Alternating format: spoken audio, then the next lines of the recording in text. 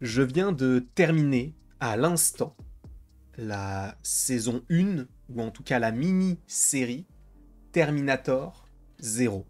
Sachez qu'afin de mieux appréhender cette série d'animation, je me suis dit qu'il était préférable de regarder les films avant.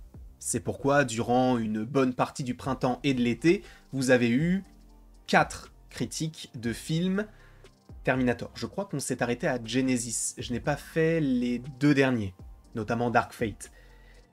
Et de toute manière, vous n'avez... Bon, en tout cas, vous m'avez un petit peu écarté de ce projet. Et de l'autre, je ne me souviens plus du nom. En tout cas, j'ai regardé, je connais Skynet, je connais l'été, etc. Enfin bref, les Terminator, Sarah Connor, John Connor, Catherine Brewster, on s'en souvient bien sûr. Là, on est sur une toute autre histoire, et en vrai, ce projet-là m'a mis une énorme claque. Parce que dans un premier temps, je ne m'attendais pas à grand-chose, je m'attendais quand même à avoir du Terminator, mais que ce soit aussi profond, non. Je ne vais pas vous mentir que c'est ce qui est arrivé de mieux à la licence depuis le premier film. Et pourtant, j'ai bien aimé les 4 premiers, et le 4 qui est décrié, hein, avec Christian Bale notamment, et Sam Worthington, et Helena Bonham Carter, si je ne dis pas de bêtises, il était vraiment, vraiment bien. En tout cas, pour moi, ce projet-là le mange. Tout simplement. 8 épisodes d'environ, on va dire, 30 minutes chacun, avec une petite partie de générique.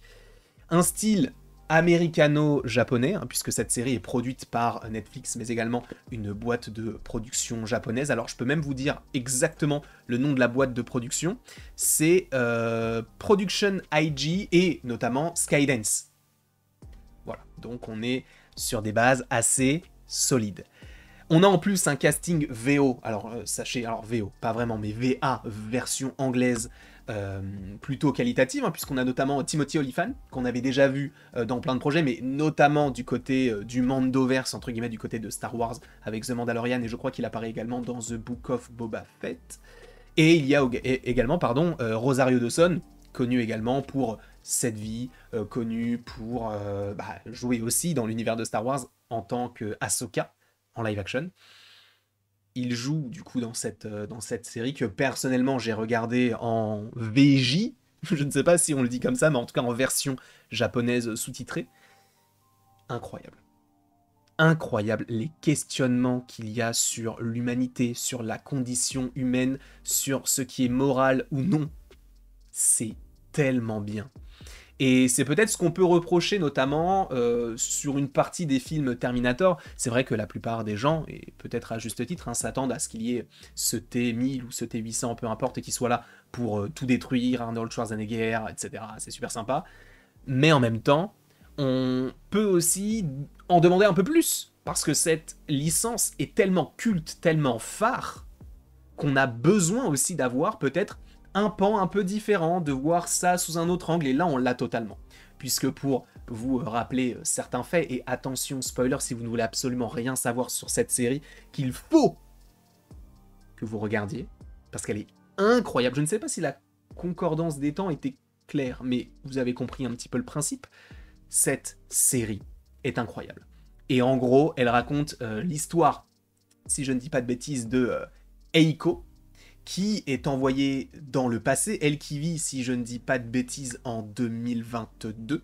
Elle est envoyée près de 40 ans en arrière, ou non, 30 ans en arrière, je ne sais plus exactement, mais elle est envoyée du coup dans le passé, on est dans les années 80-90, et justement, on va retrouver ce personnage qui va devoir sauver celui qui va supposément créer une alternative à Skynet, ou en tout cas, on va dire, peut-être, non pas un concurrent, mais un adversaire coriace. Parce qu'on sait à peu près comment va se dérouler l'avenir. C'est génial. Parce que c'est vrai que du côté de Terminator, en tout cas du côté des live action, le côté passé, présent, nouvelle temporalité, c'est un petit peu compliqué à comprendre. Là, je trouve qu'en 8 épisodes, on n'a pas besoin d'une suite, même si ça serait génial, hein, mais on n'a pas besoin d'une suite.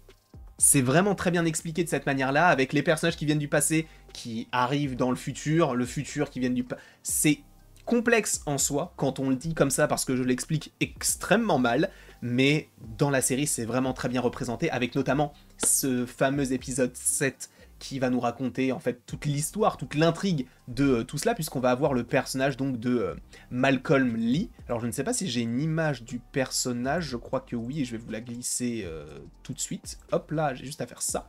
Donc Malcolm Lee, qui lui vient du futur, donc des années 2020-2030, et qui justement a grandi face à Skynet, et va développer de son côté, via les restes de Skynet, sa propre intelligence artificielle, entre guillemets, donc qui s'appelle, si je ne dis pas de bêtises, Mikasi.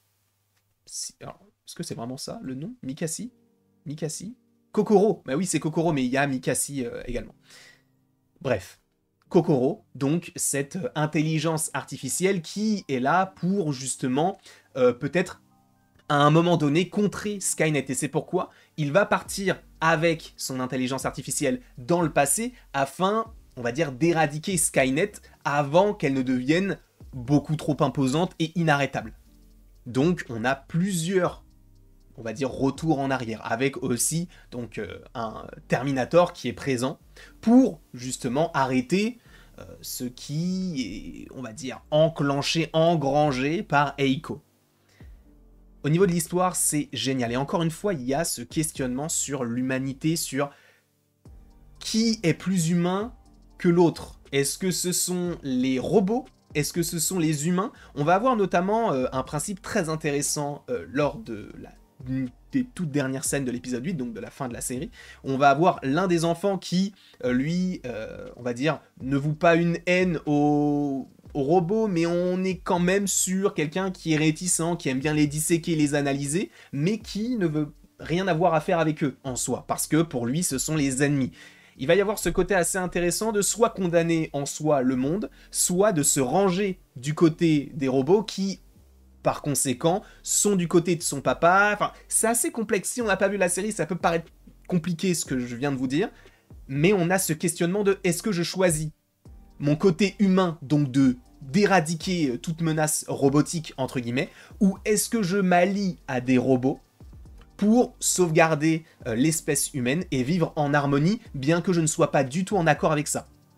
Ces questionnements-là sont géniaux. On les a déjà eus du côté de Terminator, mais là, de l'avoir en plus avec un enfant, parce qu'il doit avoir quoi, allez, 12, 13, allez, max 15 ans, et encore, je suis gentil, je trouve que ça fonctionne très très bien, parce qu'il y a cette complicité absente entre lui et son père, mais en même temps, l'intelligence artificielle, donc Kokoro, qui est présente pour essayer de l'en dissuader, est elle-même créée par le père, qui a en soi une part de lui dans cette intelligence artificielle. Donc même s'il était déjà mort à ce moment-là, il peut communiquer entre gros guillemets avec son fils. Il y a même un aspect très sentimental dans ce projet-là, et on n'y coupe pas, on comprend aussi qu'il y a des liens de parenté, en tout cas familiaux, puisqu'on va comprendre que Eiko est la fille, plutôt la mère, de Malcolm, qui, lui, donc encore une fois, avait développé cette intelligence artificielle.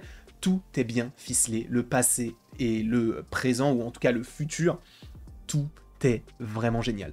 Au niveau de l'animation, c'est très bon. Moi, peut-être que vous le savez, mais je ne suis pas forcément, on va dire, un adorateur de ce genre d'animation. Le côté 3D mélangé à la 2D, alors je comprends parce que c'est une facilité, notamment sur les mouvements, de faire de la 3D, là où la 2D, bah, ça prend beaucoup plus de temps.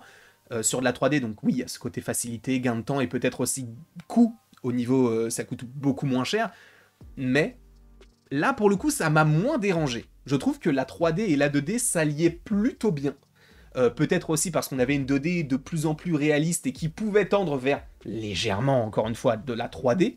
Donc, ce gap entre la 2D et la 3D était tellement fin que ça ne m'a pas dérangé d'avoir ces visuels-là. Là où, par exemple, dans l'Attaque des Titans, j'ai beau adorer SNK, hein, mais des fois, la 3D ne fonctionnait pas du tout et je trouvais que c'était pas très beau. Là, alors c'est à moindre échelle, même si on a tout de même pas mal le Terminator, mais je trouve que ça rend vraiment très bien. Si vous vous posiez encore la question de savoir si vous devez plutôt regarder la série, vous faites ce que vous voulez, mais je ne peux que vous la conseiller, parce que je vous le dis sincèrement, et c'est pas parce que des fois Netflix m'envoie des trucs, j'ai pas du tout aimé.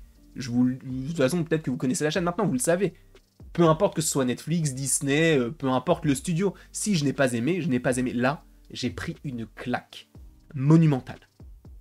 C'est vous dire.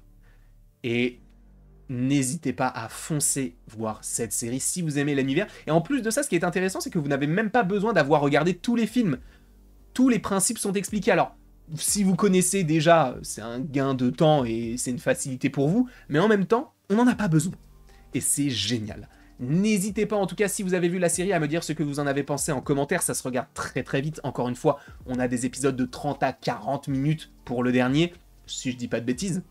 Ça se regarde très facilement, très vite, et il n'y a que 8 épisodes. C'est vraiment beau.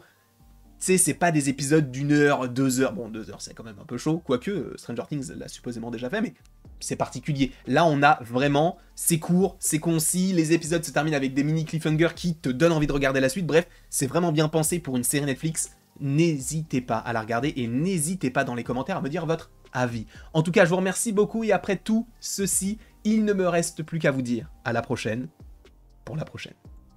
Et encore une fois, merci beaucoup d'avoir regardé cette vidéo. J'espère qu'elle vous aura plu. En tout cas, elle arrive peut-être un petit peu tard, mais en même temps, j'avais beaucoup de choses à regarder, que ce soit Le Seigneur des Anneaux ou Chaos, ou même des films au cinéma de manière générale, et j'ai aussi des choses à régler de manière personnelle. Donc, c'était plutôt intéressant de pouvoir vous en parler, et encore une fois, donnez-moi votre avis si vous en avez envie dans les commentaires.